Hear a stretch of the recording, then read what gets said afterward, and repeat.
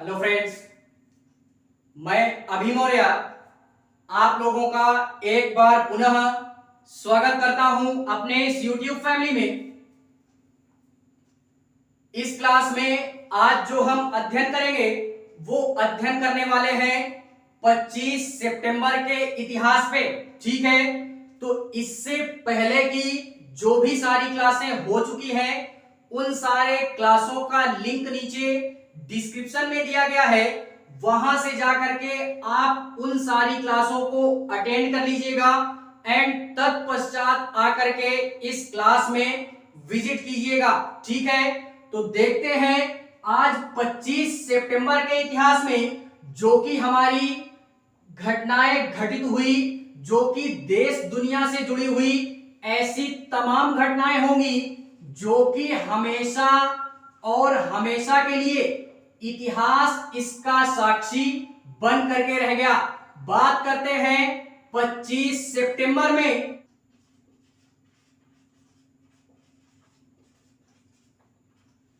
25 सितंबर 1914 की बात करेंगे। 25 सितंबर 1914 ये वो तारीख है जो कि हमेशा और हमेशा के लिए इतिहास इसका साक्षी बन करके रह गया और बाकायदा हमेशा और हमेशा के लिए 25 सितंबर के तौर पे क्या हुई, दर्ज हुई। इसमें क्या होता है कि चौधरी क्या होता है, एक हमारे हरियाणा के बहुत ही प्रसिद्ध राजनीतिज्ञ या राजनीति के धुरंधर भी बोल सकते हैं, जिन्होंने राजनीति की दुनिया में अपना एक ऐसा मुकाम हासिल किया जो कि आज बाकायदा उनका नाम इतिहास में क्या हुआ, दर्ज हुआ। तो नाम क्या था? चौधरी देवीलाल। क्या नाम था? चौधरी देवीलाल। इनका क्या होता है? जन्म होता है। इनका जन्म होता है और ये हरियाणा की राजनीति में, हरियाणा की राजनीति में इनका बहुत ही, या एक तरीके से बोले तो प्रसिद्धि प्राप्त थी और इसी प्रसिद्धि के चलते या इसी लोकप्रियता के चलते इन्होंने राजनीति की दुनिया में अपना एक नया मुकाम हासिल किया, वो भी अपने दम पे। इसी के चलते या इसी लोकप्रियता के चलते इन्होंने या इनका एक नाम और दिया गया जिसको हम लोग ताऊ देवीलाल के नाम से जानते हैं। ये तथ्य भी हमको याद रखना है और इस घटना को भी हमें क्या करना है, बाकायदा याद रखना है। तो इस कारणवश ये जो हमारी 24 सितंबर की तारीख है ये बाकायदा आज इतिहास के पन्नों में क्या हुई, दर्ज हुई, वो भी हमेशा और हमेशा के लिए 25 सितंबर इसका साक्ष्य बन करके रह गया। ठीक है, इसी में देखते हैं 1914 में ही एक घटना हमारी और घटित होती है कि हमारे मेक इन इंडिया इस योजना से परिचित होंगे। मेक इन इंडिया,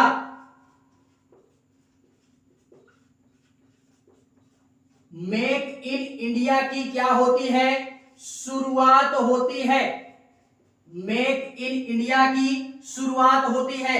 ये किसके द्वारा की गई? तो प्रधानमंत्री माननीय मोदी जी के द्वारा, प्रधानमंत्री माननीय मोदी जी के द्वारा इस मतलब मेक इन इंडिया की क्या होती है, शुरुआत होती है। और इतना ही नहीं, ये जो हमारी मतलब मेक इंडिया की योजना है इसका उद्देश्य क्या था?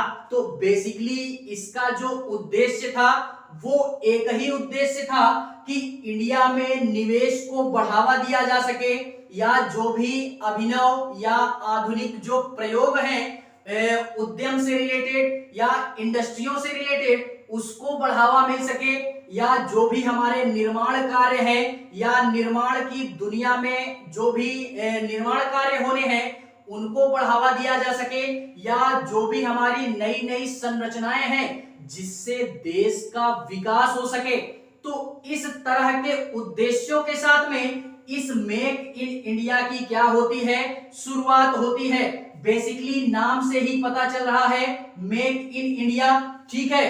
तो इसलिए इसको क्या करना है, याद रखना है। और इतना ही नहीं, इसका जो मुख्य उद्देश्य था वो केवल एक ही था, वो था इंडस्ट्रियल सेक्टर को बढ़ावा देना, यानी उद्यम क्षेत्र को या निवेश वाले क्षेत्र को बढ़ावा देना। और बेसिकली इसी दृष्टिकोण के साथ में, यानी निवेश के माहौल को बदलने के लिए आधुनिकता के तौर पे जो भी हमारी विदेशी उद्यमी हैं उनको इंडिया में निवेश करने के लिए क्या करना, प्रोत्साहित करना, जिससे हमारे जो विदेशी हैं वो इंडिया में निवेश कर सकें और इंडिया क्या हो सके, पॉपुलर हो सके और डेवलप हो सके, ठीक है। और इसी के साथ में सरकार और उद्यमियों के बीच में एक साझेदारी का माहौल क्या हो, विकसित हो। तो इसी उद्देश्य के साथ में मेक इन इंडिया क्या होता है, इसकी शुरुआत हो जाती है, ठीक है। तो इस कारणवश ये जो हमारी तारीख है 25 सितंबर 1914, यहाँ पे दो घटनाएं याद रखनी है, चौधरी देवीलाल और मेक इन इंडिया, ठीक है। तो इस कारणवश ये 24 सितंबर 1914 की तारीख है, ये बाकायदा आज इतिहास के पन्नों में क्या हुई, दर्ज होकर के रह गई, ठीक है। बात करते हैं इसी 24 सितंबर के इतिहास में कुछ अन्य घटनाओं की, जो कि हमेशा और हमेशा के लिए इतिहास इसका साक्षी बन करके रह गया।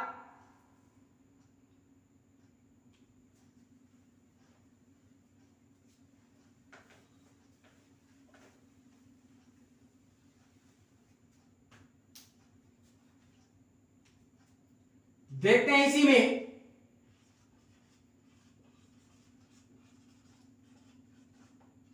25 सितंबर 2016, ये वो तारीख है जो कि हमेशा, सॉरी 2016 नहीं, 1916 ये वो तारीख है जो कि हमेशा और हमेशा के लिए इतिहास इसका साक्षी आज भी बाकायदा बन करके रह गया और इतिहास इसका प्रमाण है, ठीक है। इसमें क्या होता है कि हमारे एक बहुत ही जाने माने, हम एक तरीके से बोले तो पंडित दीनदयाल उपाध्याय,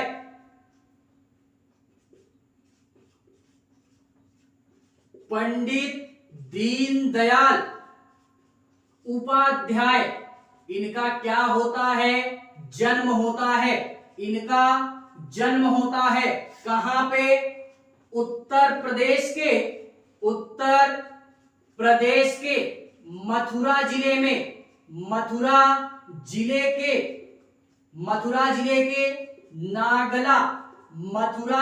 के नागला चंद्रभान ग्राम में हमारे ये पंडित दीनदयाल जी का क्या होता है, जन्म होता है। और इतना ही नहीं, ये एक बहुत बड़े राजनीतिज्ञ के तौर पे इंडिया में क्या रहे, प्रसिद्ध रहे, ठीक है। और इतना ही नहीं, ये एक हमारे संगठन के चिंतक भी रहे या संगठनकर्ता भी रहे, जिसको हम लोग राष्ट्रीय स्वयंसेवक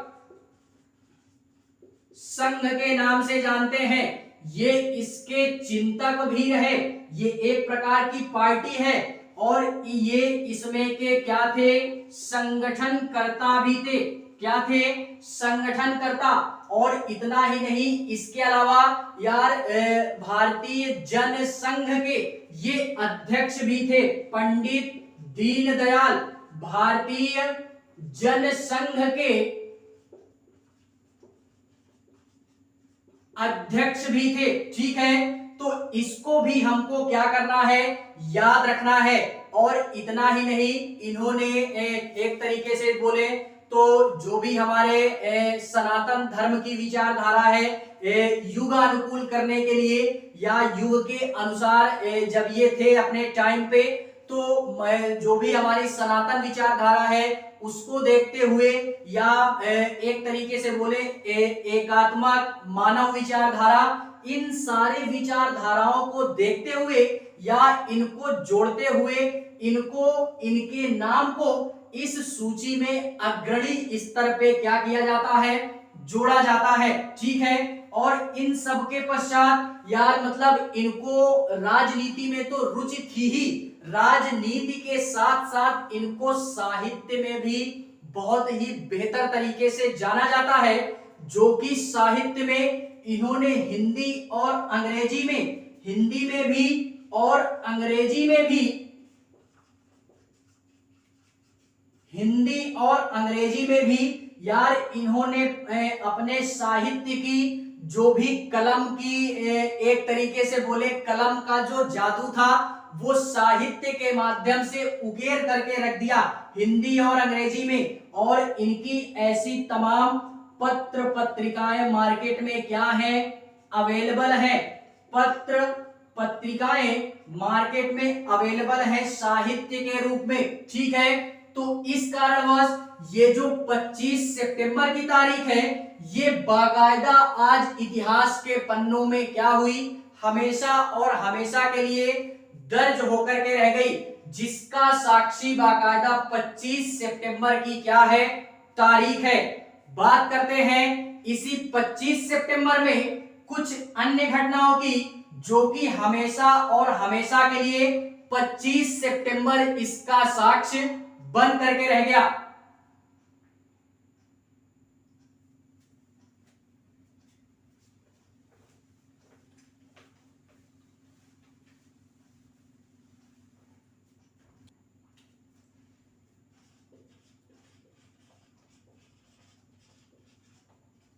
पच्चीस सितंबर वर्ष 2000 की बात करते हैं।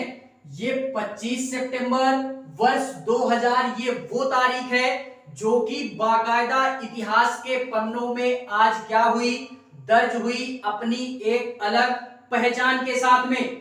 इस दिन हमारा यार जो भी स्टूडेंट या जो भी छात्र हमारे मेडिकल वाली फील्ड से होंगे वो यार इस डेट को याद रखेंगे। इस दिन क्या होता है कि world pharmacist day, world pharmacist day के नाम से जानते हैं, या जिसको विश्व फार्मासिस्ट दिवस के रूप में जानते हैं। विश्व फार्मासिस्ट दिवस के रूप से क्या करते हैं, जानते हैं। और इसको एक तरीके से बोले तो इस थीम की जो शुरुआत थी वो बेसिकली एक ही थी। इस थीम को एक तरीके से बोले तो जो भी हमारे मतलब मेडिकल लाइन से जुड़े हुए या फार्मासिस्ट से जुड़े हुए जो भी हमारे विद्यार्थी हैं या जो व्यक्ति हैं उनको मान और सम्मान देने के लिए इस दिवस की क्या होती है, घोषणा की जाती है। किसके द्वारा की जाती है, तो वो की जाती है एक तरीके से बोलो तो अंतरराष्ट्रीय फार्मासिस्ट फेडरेशन डे, इनके द्वारा ये शुरुआत की गई। अंतरराष्ट्रीय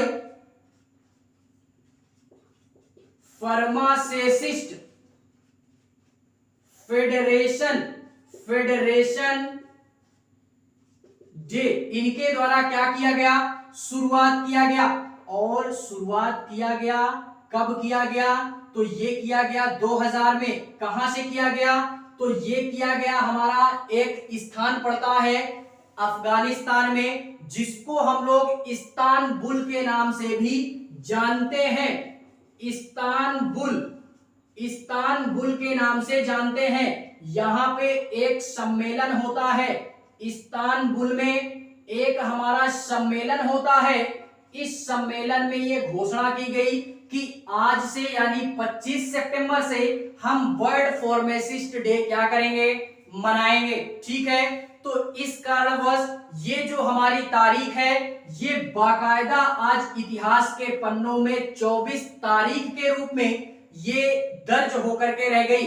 और ये इसका 2021 में इसकी थीम ये थी कि जो भी हमारे फार्मासिस्ट ऑलवेज ट्रस्ट ऑफ जो डे है, इसी के लिहाज से इसको क्या किया गया, इस थीम से इसको क्या किया गया, 2021 में इसकी यही थीम थी। ठीक है, तो इस कारणवश ये 25 सितंबर की तारीख क्या करनी है, हमेशा और हमेशा के लिए याद भी रखनी है और बाकायदा इतिहास में दर्ज भी हुई। ठीक है, बात करते हैं इसी 25 सितंबर के इतिहास में कुछ अन्य घटनाओं की, जो कि हमेशा और हमेशा के लिए 25 सितंबर के तौर पे क्या हुई, दर्ज होकर के रह गई।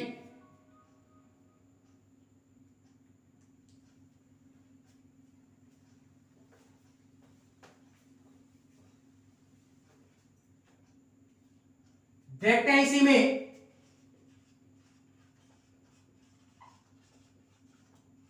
25 सितंबर 2002 ये वो तारीख है कि ये भी अपनी एक अलग पहचान को लेकर के इतिहास में क्या होती है, दर्ज होती है।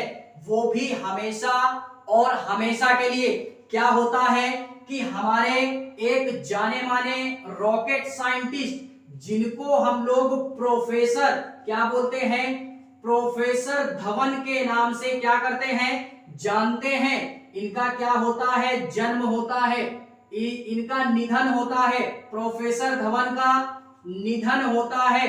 ये हमारे थे कौन, तो ये रॉकेट के साइंटिस्ट थे, भारतीय रॉकेट साइंटिस्ट, भारतीय रॉकेट वैज्ञानिक थे, वैज्ञानिक थे ये।